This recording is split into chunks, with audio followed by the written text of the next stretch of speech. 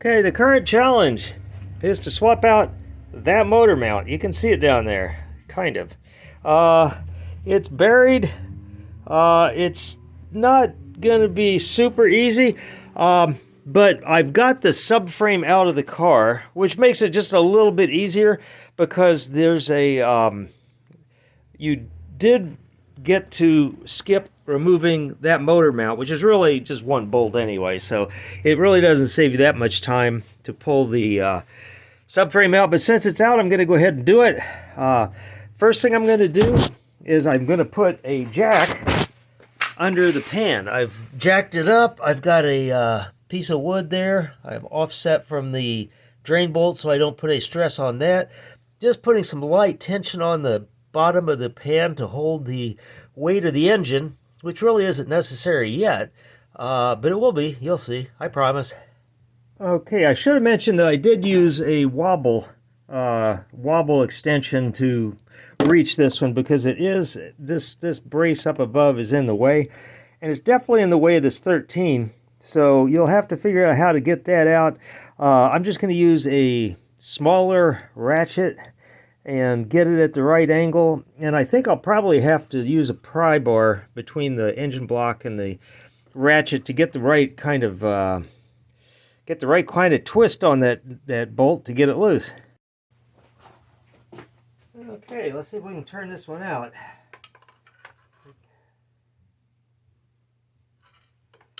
It felt like it moved a little bit.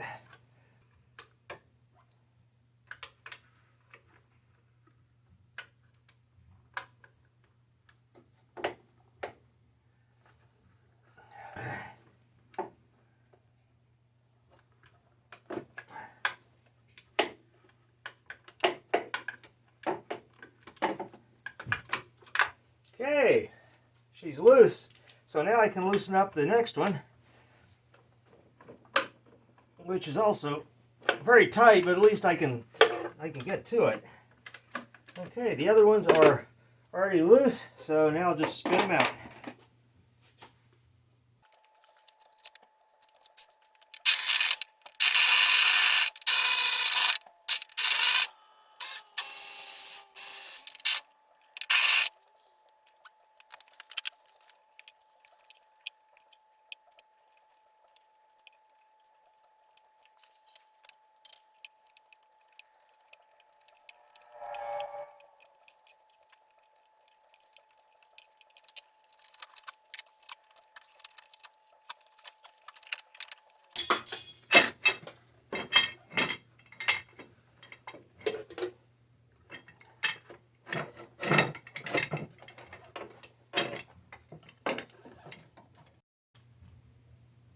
Okay, I have rotated the top mount up out of the way, and now I'm going to work on getting to the actual motor mount underneath.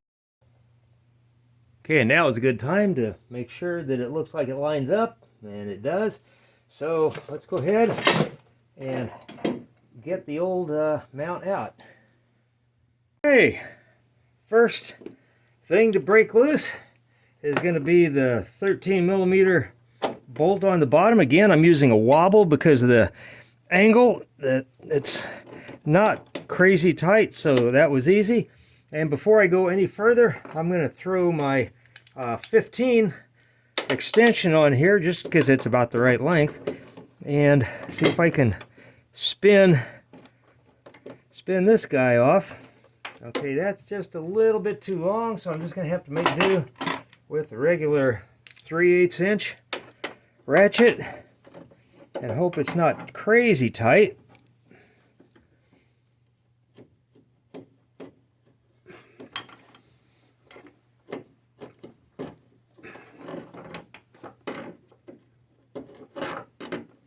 And it's not. It's good and snug, but it's definitely coming out a couple clicks at a time. So now that I got it to there, I'll use the lazy man's ratchet.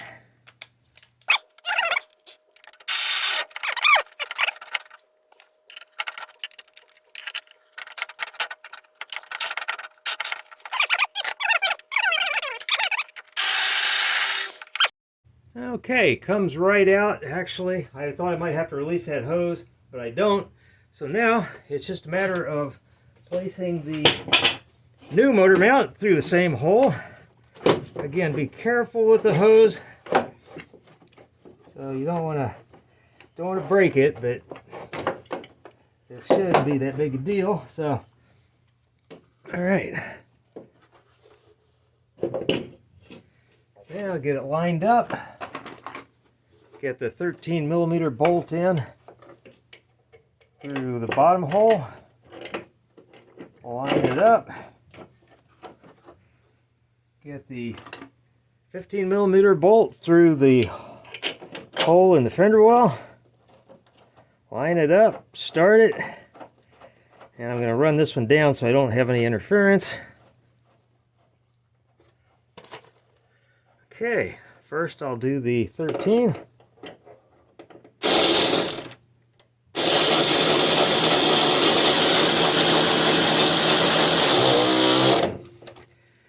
And I'll follow that with the 15 on the sidewall.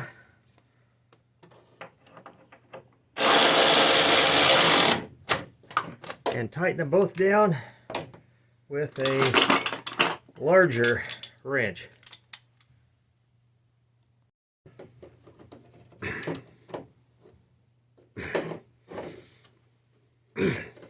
Okay.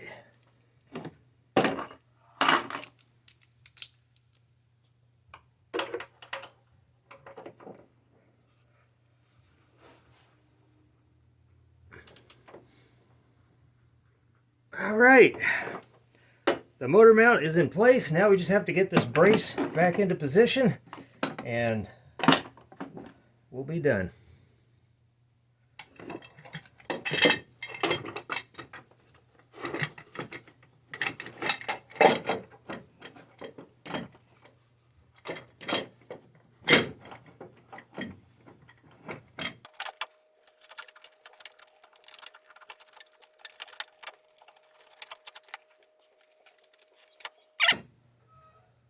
Okay, I'm going to raise the engine just a little bit to get clearance so I can get the bolt in the motor mount through the hole in this this brace. And once I do that, I should be able to wiggle everything else into place, which might take a little bit of doing. I'm going to go ahead and pull out the bolts. I neglected to do that before. I didn't think it'd be necessary. I think I'm going to have to do it this time. I think I'll leave that one in and take the rest of them out.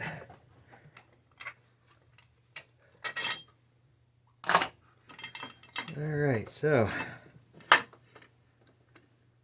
now the bolt is through the mount. I'm going to droop the engine just a little bit with the jack so I can start getting some more clearance here. And this one bolt is going to be my nemesis in this job. So one easy way to do it might be just pull it up with a magnet or your fingers, whatever's available, and then rotate the engine so that it'll reach. Now you can see that the engine is just slightly out of alignment with the holes on the mount. That doesn't surprise me. It's without the subframe in place. It's free to move around quite a bit, but getting it back into position should be a matter of just giving it a good stiff tug one way or another. So let's start doing that. I'll start a bolt down in this end.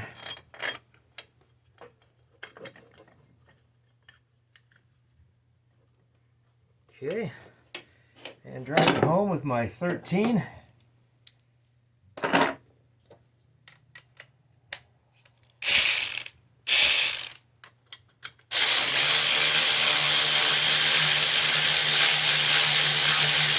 I'm not going to tighten it beyond that, just enough to kind of keep it in position.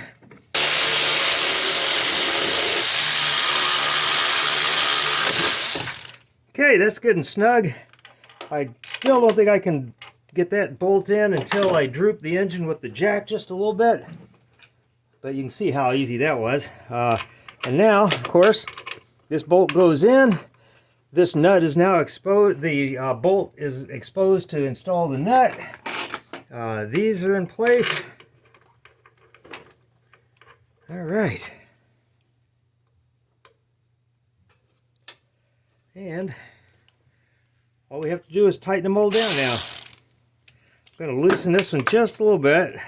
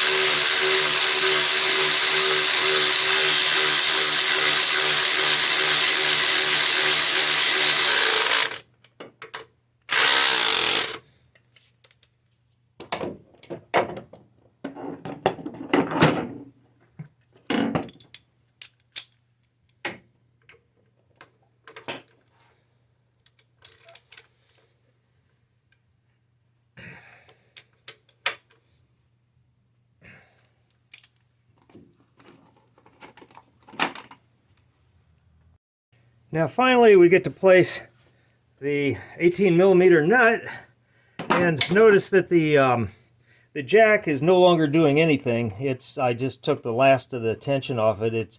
The engine is now sitting down on the motor mount, hanging from this this adapter. So now all I have to do is tighten up this 18mm nut.